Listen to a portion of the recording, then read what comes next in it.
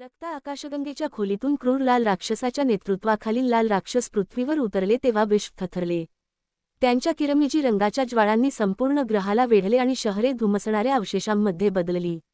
एकेकाळी निळे आकाश आजारी केशरी रंगात बदलले, कारण पृथ्वी आता अवकाशातून आगीने भरलेली होती आणि तिचे रहिवासी वेदनेने ओरडत होते. गोंधळाच्या दरम्यान एक आकृती उदयास आली.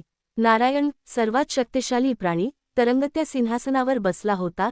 त्याची निळी त्वचा एका वेगळ्याच आभा पसरवत होती. त्याच्या सिंहासनातून सोनेरी प्रकाश बाहेर पडला आणि अंधारलेल्या विश्वाला प्रकाशित करत होता.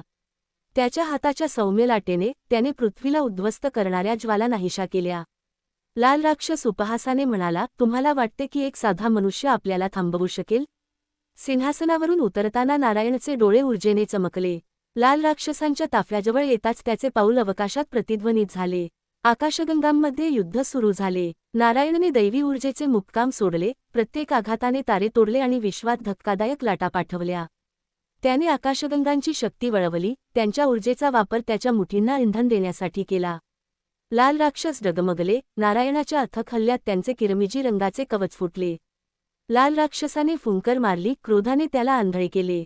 नारायणने त्याला पकडले, त्याच्या पकडीने राक्षसाचे सार चिरडले. शेवटच्या गर्जनेने लाल राक्षस नाहीसा झाला, त्याचे अवशेष शून्यात पसरले.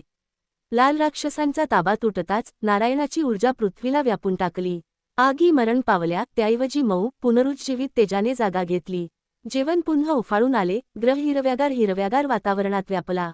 पृथ्वी स्थिर झाली, तिची कक्षा सामान्य झाली. विश्वाने निश्वास सोडला, आराम केला. नारायणाचे सिंहासन पुन्हा दिसले आणि तो त्यात स्थिर झाला. त्याचे निळे रूप अंतरावर विरघळत होते. आकाशगंगा सुरक्षित होती. जगांचे रक्षक, सर्वात शक्तिशाली अस्तित्व नारायण यांच्यामुळे. विश्वाने एक नवीन आख्यायिका सांगितली, ब्लू गार्डियन, विश्वाचा रक्षक.